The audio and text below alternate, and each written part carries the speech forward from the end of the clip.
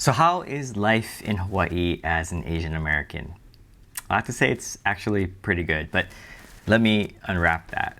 There's a lot to talk about in this video, and if you're looking for something political or angry, this is not the video for you. I'll be strictly talking about three things.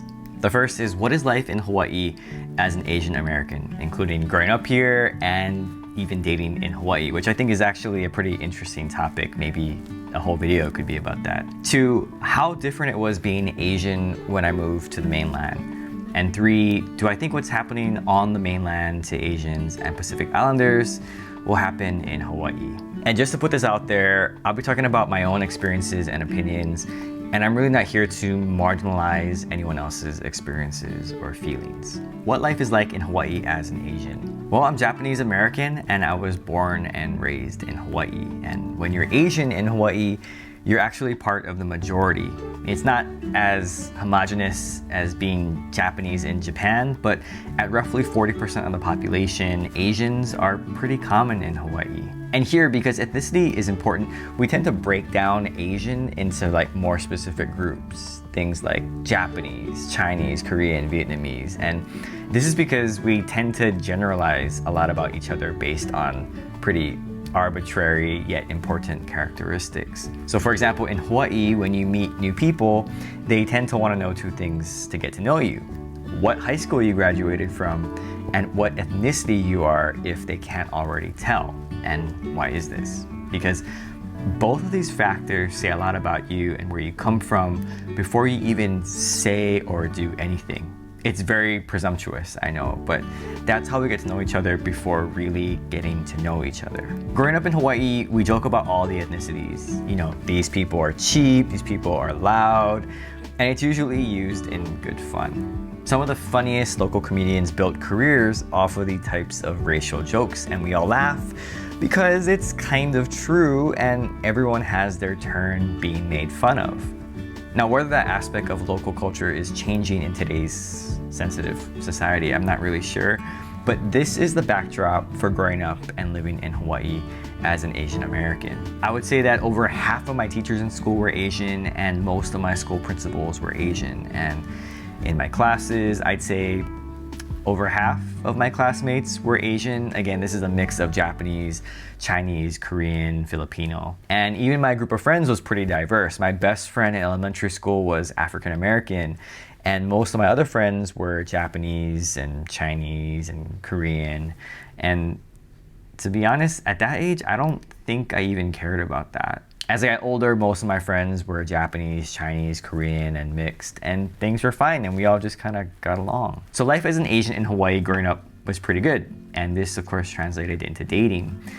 And I want to briefly talk about dating preferences in terms of ethnicity, because I think it's interesting in Hawaii because of how mixed and diverse the population is. When I look back at my own dating history, I don't think there was a conscious ethnic preference or bias, but maybe it was a factor. I mean, I'd like to think not, but I can't really be sure about that. So in full transparency, I will say this is kind of embarrassing to go over. I won't be using anyone's names, but I will be mentioning girlfriends, including one-time dates, concluding of course with my beautiful and amazing wife. And the point of all of this is to illustrate how diverse, I hope this comes across, dating can be in Hawaii for an Asian guy. So here goes. Okay, so Japanese, Korean, Japanese, I think Hispanic Japanese, Japanese, Caucasian Japanese, or Hapa is what we call it, Hawaiian Japanese, Okinawan, Caucasian Japanese, Japanese, Caucasian, Japanese, Caucasian Japanese, and Japanese. Wow, that was a lot more than I thought. So I'd like to think that that was pretty diverse, especially relative to Hawaii. And I'd be really curious to know how diverse other people's dating histories are as well. But the main takeaway of all of this is that life in Hawaii as an Asian, or more specifically as a Japanese American, was pretty good. I mean, I never felt prejudice or discriminated against here, and I really didn't understand the struggles that Asians faced until I went away to college on the mainland. Before talking about that, I was thinking about why things were pretty good here in Hawaii, specifically for Japanese Americans. And it, of course, has nothing to do with me and my efforts, but I do recognize that there were generations before me who had to put up with some of that, you know, the first generation, second generation, we call Issei, Nisei. And I acknowledge that because of their sacrifices and the foundation and the hard work that they put in living in Hawaii, I get to benefit from that. And my son gets to benefit from that, and future generations of not just Japanese Americans, but all different people who come from different backgrounds. We all get to benefit from the tough times back then, because I'm sure it was pretty hard. And so I do want to recognize that the reason why I think we have it so good here in Hawaii is not just because everyone is all mixed, but because back then there was a community of people who stuck it out even when it was hard. So being Asian American on the mainland, I don't know, maybe it was being naive or ignorant, but when I went to Colorado for college, I didn't really think about prejudice or racism for being Asian. I mean, yeah, I was the only Asian kid in my class most of the time, but I often thought of myself as the only kid from Hawaii. And so I identified more with being from Hawaii than being Asian. I did hang out with other kids from Hawaii during that time, but I also got along really well with my roommates and other people in the dorm who were not from Hawaii. And I got along with my professors, and I don't think I was treated any differently. Only twice can I remember that it was kind of awkward for me in Colorado. The first time was when I walked to this diner with my roommates, and as we stood to wait for a table in the front of the restaurant, it felt like the entire restaurant stopped and then looked at me and then went back to what they were doing. So that was kind of weird. There's also this time that this guy came up to me at the gym, and he asked me if I knew I looked like Jackie Chan. But neither of these moments really bothered me. I just kind of look back on them and they're kind of amusing. But I didn't realize how hard things can be for Asians on the mainland until I went to this Asian American conference in Denver. There were a bunch of students from different Colorado colleges, and so some of us, we decided we'd go, and so we drove down for the day. And I remember as part of this conference, we had to do this talent show or something, and I didn't really have anything with me, so all I could do was this pidgin English performance, and it was embarrassing, but I think the people really liked it. What I found most interesting was my interaction with the Asian American students who grew up and lived in Colorado, and just how, I guess, serious race was to them. I mean, I don't really know how else to describe the feeling I got other than serious as they talked about the struggles they went through as a Chinese American or Korean American.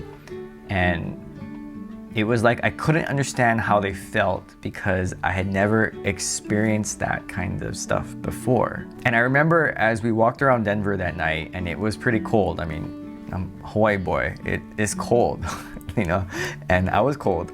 And I listened to their stories and I felt sad, you know, for them. I felt sad. As they shared, because here I was, this Asian American, Japanese American, and I just could not relate to what they were sharing. Here we are, these local kids, and we're just joking around with each other, and none of the other students found any humor in that. And that's when I realized that it's pretty different growing up and living on the mainland as an Asian American than in Hawaii. When I was teaching at the university, I never felt disrespected for being Asian, although I can't imagine what some of my students must have thought when they picked their courses and they saw my name as their writing teacher. I mean, maybe they thought, why is this Asian guy teaching a writing class?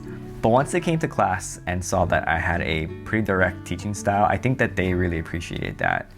And you know, I'd have an occasional Asian student, even some students from Hawaii, but I didn't treat them any different from the rest. And I hope that they didn't expect special treatment either. But I did tutor this student from Korea who really needed help with his dissertation. And he was working on it for like a really long time. And I think his previous tutors kind of just gave up on him because he had a really thick Korean accent. Of course, growing up in Hawaii, you know, I'm pretty used to like thick Asian accents, so it wasn't really a big deal to me. But he kept coming back for help, and I continued to help him with his writing. And then when we're finally done with our sessions, I think he was really grateful, not just for the writing help, but I think maybe because I was also Asian, and I think he felt a lot more comfortable working with me and asking me questions and asking for help. Now that I'm back in Hawaii with a wife and a child, sometimes it's really hard for me to imagine how things used to be for me on the mainland, and maybe that's me being blissfully ignorant. On the mainland, I tried to be confident and act like I belong because frankly, I didn't know any better. You know, I tried to deal with people the only way that I knew how, with aloha and respect. So do I think Asians and Pacific Islanders in Hawaii are gonna experience what's happening on the mainland? Nah, I don't think it's gonna happen. At least not to the degree of what's happening now on the mainland. I think Hawaii's culture is just too different for that to happen. You know, it's like I'm trying to imagine someone openly harassing someone else on the street for being Japanese or Hawaiian. Like, chances are pretty good that there's gonna be other Japanese or Hawaiians walking around, and I think that that type of harassment wouldn't be tolerated. But that's not to say that this doesn't happen on a more micro level in Hawaii, because I'm sure that it does. I just hope that these types of things don't happen here, and I hope that they don't continue to happen in other places. So thanks for watching, and aloha.